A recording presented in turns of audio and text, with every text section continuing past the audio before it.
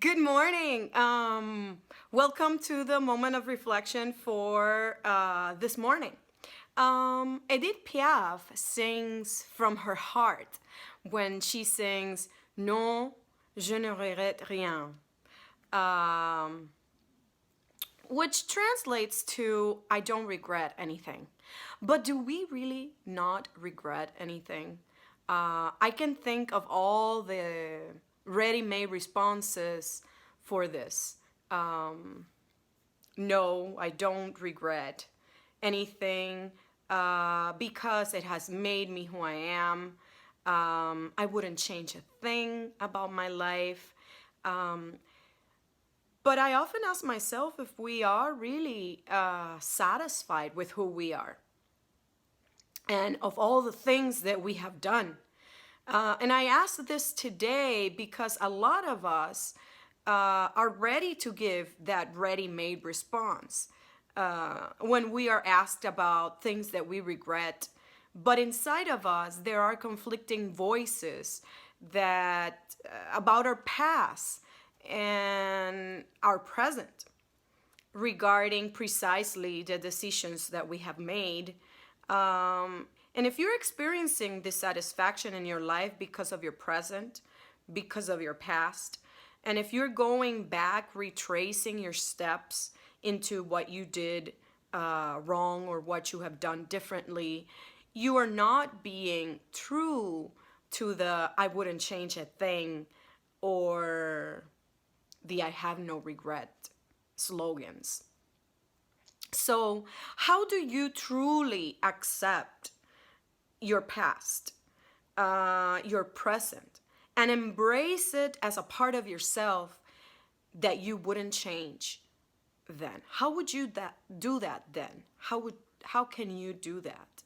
And I will give you some pointers about that. First, if you believe that you are the architect of your own destiny, then that you build your own life, you have to assume entire responsibility for what happens to you, both the good and the bad.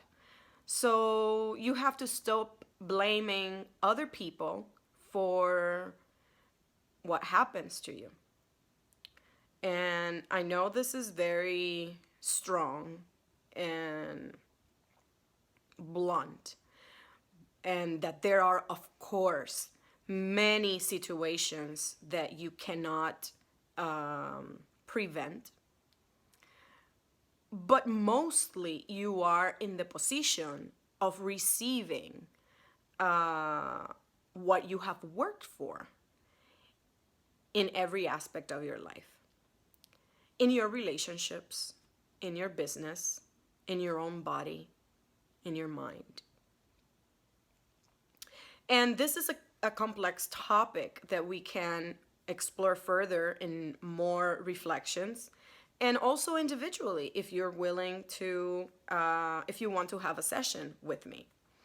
But the idea of this is to stop being a victim and or in the receiving part of the spectrum, like you are receiving some unexpected things in your life, and to take an active role, a role of agent in of your own life, and that requires the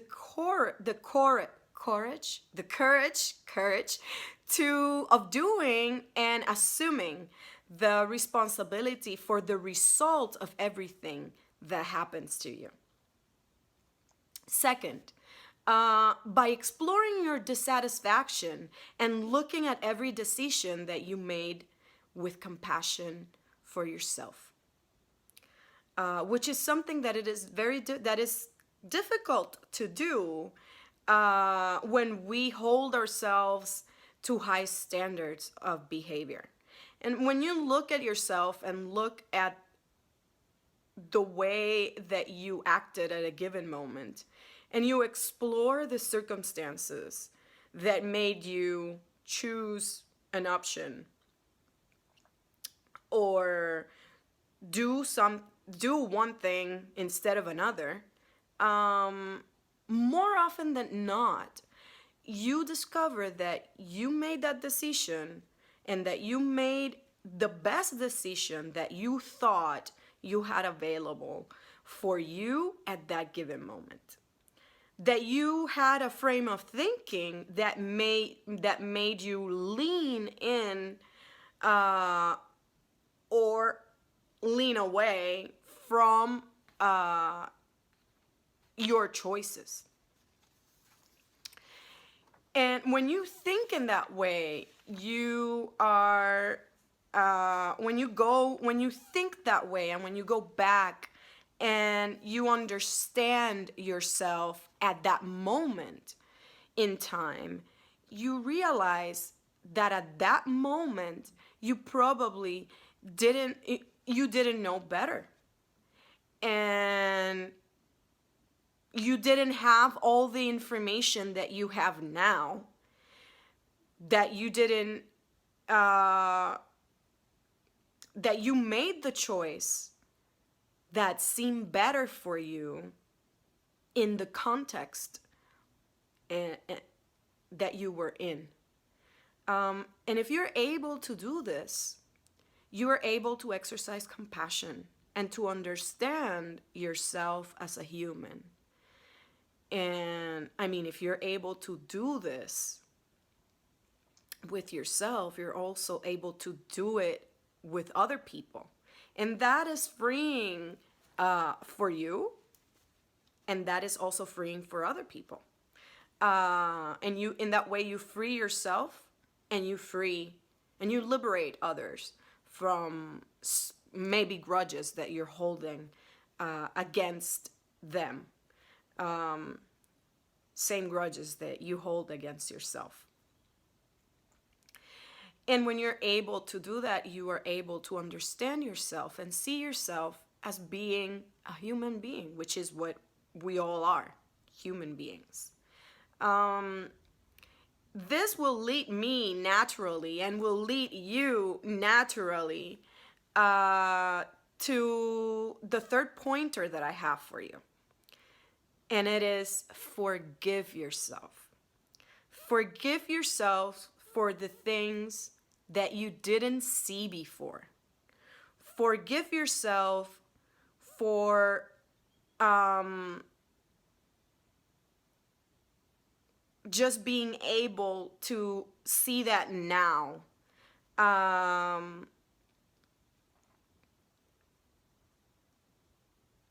For the things that are coming to the light now, for the things that you're understanding, and give closure to those wounds that you have done to yourself without knowing that you were doing that, you know.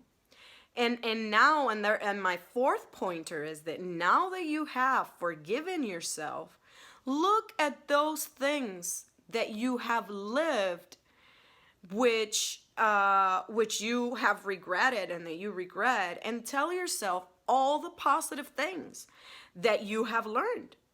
And don't frame those things that you have learned in the negative way, because that is also another thing that we tend to do. We frame things in the negative way. Like, don't tell yourself, I learned that I shouldn't trust people. I learned that I shouldn't give myself too quickly. I learned that I shouldn't. I learned that I am going to avoid. I learned that I don't tolerate. I learned that and then you continue to talk yourself in this negative way. And the problem with doing that is that you are positioning yourself in a guarding position. You are guarding yourself against the world, and it's an energy that you're putting out there. It's a movement that you are throwing outside of yourself, and the movement is leaning away, right? And when you are framed in this avoidance disposition, you are closing yourself. So instead of framing the things that you have learned in this negative fashion, frame yourself in a positive way. I learned to thrive. When that happened to me, I learned to thrive. I learned to be healthy. I learned that I am capable of loving. I learned that I am capable of making good decisions for myself. I learned that I love people that are honest. I learned that I relate better with communicative people, and in that way you are learning. In that way, when you frame yourself in that way, you're leaning in and you're leaning towards the world and engaging in the world in a positive light and in a positive way, understanding that whatever you're going to experience from then on is going to be a positive experience, because you are going to put yourself in a learning position, in a humble learning position about whatever you are going to experience in your life. And then my fifth pointer for you is that after you do all that, you understand and you come to the realization that you are free from your past, and that the past doesn't determine your future, and that doesn't really determine anything about you. It doesn't say anything wrong about you. You are free to make wiser decisions today. You are free to leave the past where it belongs, and don't take that ever as a measure for your present or your future. If not only to look back and give and for that to give you perspective as to where you're moving away from, right? And moving towards, right? When you move to the future. I can continue giving you pointers about this in another reflection. And also we can explore this individually if you want to have a session with me, or a couple of sessions. But today I will stop here, and I'm going to leave you with some questions to reflect upon. And the questions are this. Are you satisfied with your life? Are you unsatisfied with it? Do you have any regrets? What are the things that keep popping up for you that you need to make peace with? What are those things?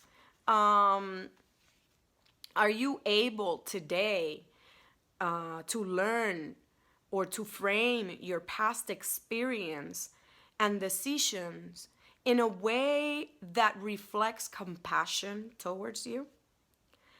How will you do that today? What positive things have you learned from yourself and for yourself? How does that, or how do those lessons alleviate the feelings of regret that you might be experiencing? And now let's sing with Edith Piaf. Non, rien de rien, non, je ne regrette rien, ni le bien qu'on m'a fait, ni le mal, tout ça m'est bien égal. Non, rien de rien, non, je ne regrette rien, car ma vie, car mes foi, aujourd'hui, ça commence avec toi.